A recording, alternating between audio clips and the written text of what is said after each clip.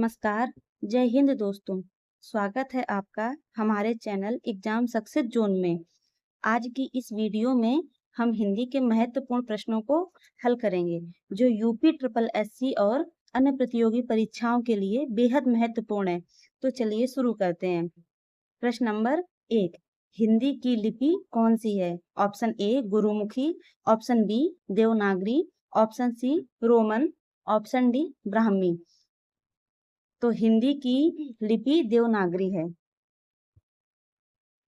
हिंदी भाषा देवनागरी लिपि में बाएं से दाएं लिखी जाती है। और क्वेश्चन नंबर 2, हिंदी व्याकरण में लिपि किसे कहते हैं? ऑप्शन ए भाषा के लिखित रूप के चिन्हों को, ऑप्शन बी शब्दों के समूहों को, ऑप्शन सी वाक्य के समूह को, ऑप्शन डी ध्वनि के समूह को। तो इसका सही आंसर है ऑप्शन ए भाषा के लिखित रूप के चिन्हों को।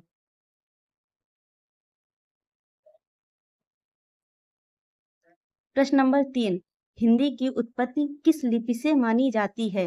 Option A Roman, option B Kharoshthi, option C Brahmi, option D अरबी। तो हिंदी की उत्पत्ति ब्राह्मी लिपि से मानी जाती है। ब्राह्मी लिपि की सबसे प्रमुख विशेषता यह है कि इसका सबसे पहला प्रयोग अशोक के शिलालेख में मिलता है। क्वेश्चन नंबर 4, देवनागरी लिपि की सबसे बड़ी विशेषता क्या है? ऑप्शन ए इसमें मात्राएं नहीं होती, ऑप्शन बी एक ध्वनि के लिए एक ही चिन्ह होता है, ऑप्शन सी इसमें स्वर नहीं होते, ऑप्शन डी यह दाएं से बाएं लिखी जाती है। तो इसका सही आंसर है ऑप्शन बी एक ध्वनि के लिए एक ही चिन्ह होता है। क्वेश्चन नंबर 5, देवनागरी लिपि किस दिशा में लिखी जाती है? ऑप्शन ए दाएं से बाएं, ऑप्शन बी ऊपर से नीचे, ऑप्शन सी बाएं से दाएं, ऑप्शन डी तिरछी। तो देवनागरी लिपि बाएं से दाएं लिखी जाती है। खरोष्टी लिपि को दाएं से बाएं लिखा जाता है। क्वेश्चन नंबर 6, हिंदी वर्णमाला में कुल कितने वर्ण होते हैं? Option A 48, option B 50, option C 52, option D 54। तो हिंदी वर्णमाला में कुल वर्णों की संख्या 52 होती है। ला को लुंठित वर्ण मानते हुए हिंदी वर्णमाला में कुल वर्णों की संख्या 53 मानी है। प्रश्न नंबर 7, हिंदी वर्णमाला में कितने मूल स्वर होते हैं? Option A 10, option B 11, option C 12, option D 14। तो हिंदी वर्णमाला में मूल स्वरों की संख्या 11 होती है। क्वेश्चन नंबर 8, हिंदी वर्णमाला में कितने मूल व्यंजन होते हैं? Option A 33, option B 35, option C 39, option D 41। तो हिंदी वर्णमाला में मूल व्यंजनों की संख्या 33 होती है। इसमें से 25 स्पर्श व्यंजन होते हैं, 4 ऊष्म व्यंजन होते हैं और 4 अंतस्थ व्यंजन होते हैं। क्वेश्चन नंबर 9, हिंदी में कितने प्रकार के स्वर माने जाते हैं? Option A 1, option B 2, option C 3, option D 4। तो हिंदी में जो स्वर के प्रकार होते हैं वो 3 प्रकार के होते हैं। नंबर 1 पे ह्रस्व स्वर, नंबर 2 दीर्घ स्वर, नंबर 3 प्लुत स्वर। ह्रस्व स्वर में सबसे कम समय लगता है, दीर्घ स्वर में उससे अधिक समय लगता है और प्लुत स्वर में सबसे ज्यादा समय लगता है बोलने में। क्वेश्चन नंबर 10, निम्न में से कौन सा संयुक्त व्यंजन है? ऑप्शन ए का, ऑप्शन बी माँ, ऑप्शन सी छा, ऑप्शन डी ला। तो संयुक्त व्यंजन सही आंसर है ऑप्शन नंबर सी छा। हिंदी वर्णमाला में संयुक्त व्यंजनों की संख्या 4 मानी गई है। क्वेश्चन नंबर 11, निम्न में से ह्रस्व स्वर कौन सा है? ऑप्शन ए आ, ऑप्शन बी ई, ऑप्शन सी आ, ऑप्शन डी ए। तो हिंदी वर्णमाला में ह्रस्व स्वर जो होता है वो है ऑप्शन नंबर सी आ। हिंदी वर्णमाला में ह्रस्व स्वर की संख्या 4 मानी गई है। ह्रस्व स्वरों की संख्या कितनी है? Option A 3, option B 4, option C 5, option D 6।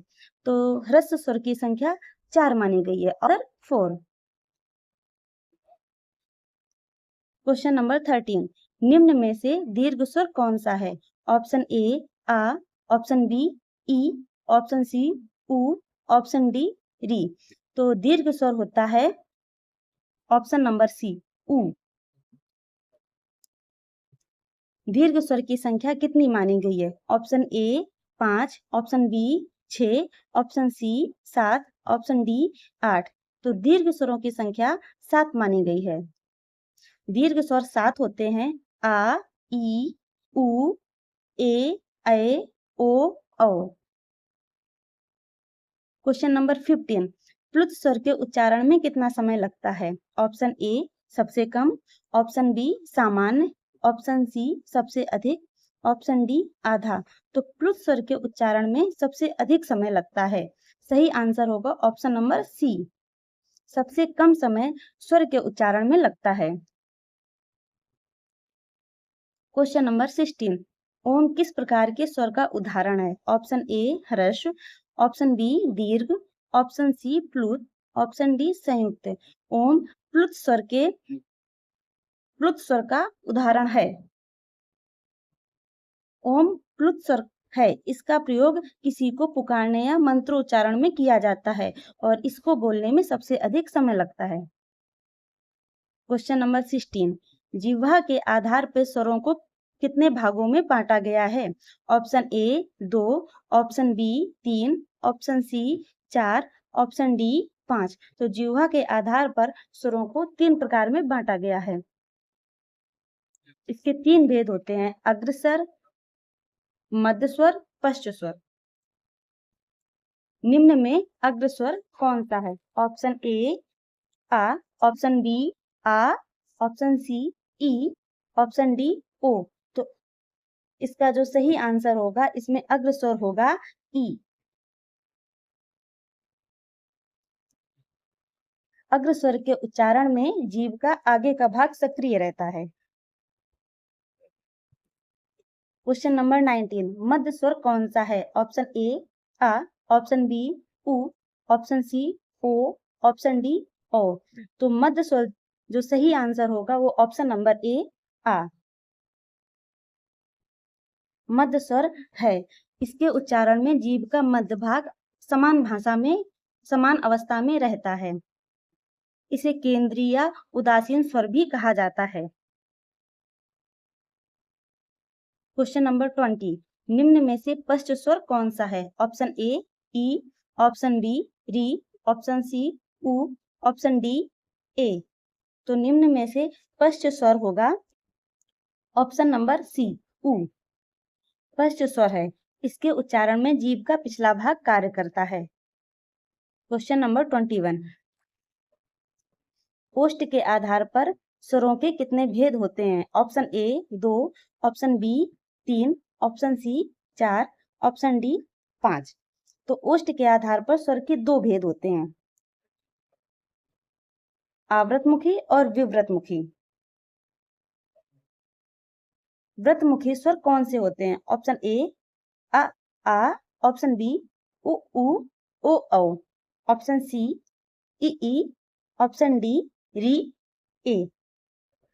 तो व्रतमुखी जो स्वर होते हैं वो होते हैं ऑप्शन नंबर बी उ ओ औ। इसमें इसको बोलते समय होंठ गोलाकार होते हैं।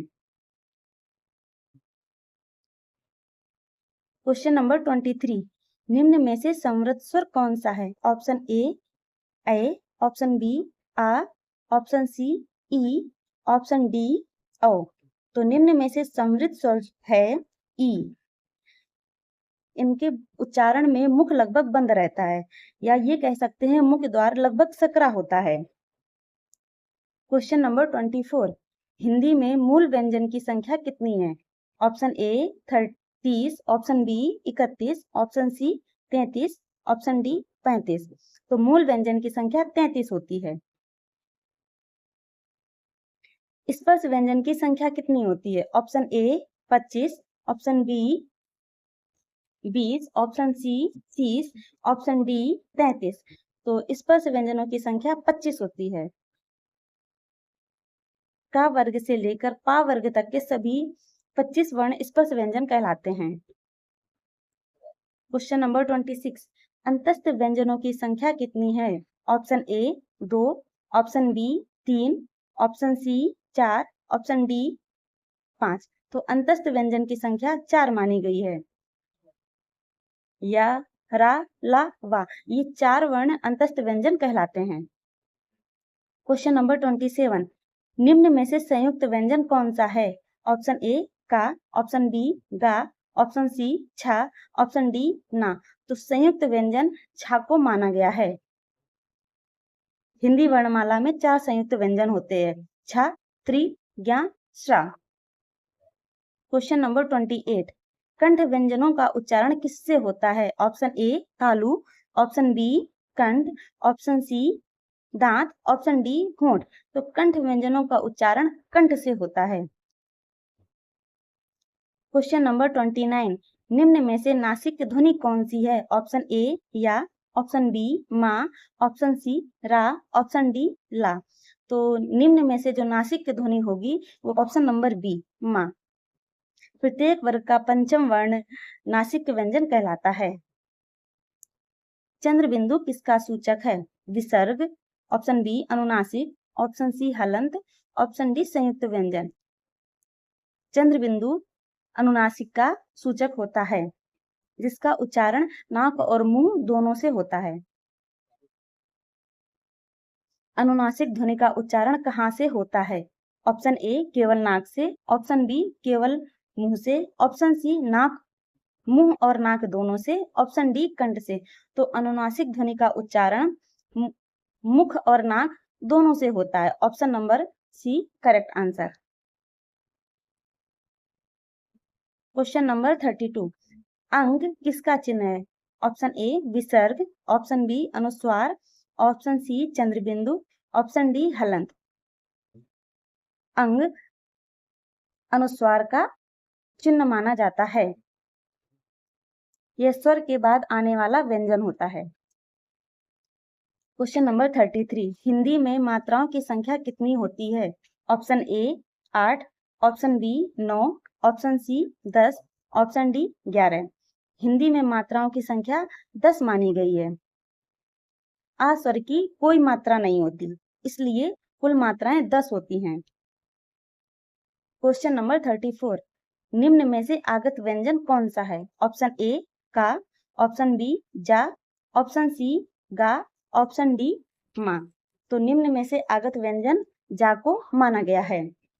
इसे नुक्ता भी बोला जाता है। यह विदेशी भाषा से आया हुआ शब्द है। क्वेश्चन नंबर 35, आगत व्यंजनों का प्रयोग मुख्यतः किस भाषा से आया है? Option A Sanskrit, option B Pali, option C अरबी फारसी, ऑप्शन डी प्राकृत। तो आगत व्यंजन का प्रयोग अरबी फारसी भाषा से आया हुआ है। आगत ध्वनियां मुख्यतः अरबी और फारसी भाषाओं के प्रयोग से आई हैं। इस प्रकार आपके 35 क्वेश्चन कंप्लीट हुए। अगर आप लोगों को हमारी वीडियो अच्छी लगी हो तो प्लीज़ वीडियो को लाइक कर दीजिए और चैनल को सब्सक्राइब कर लीजिए। ऐसे ही हिंदी के महत्वपूर्ण प्रश्नों के लिए हमारे साथ जुड़े रहिए। धन्यवाद।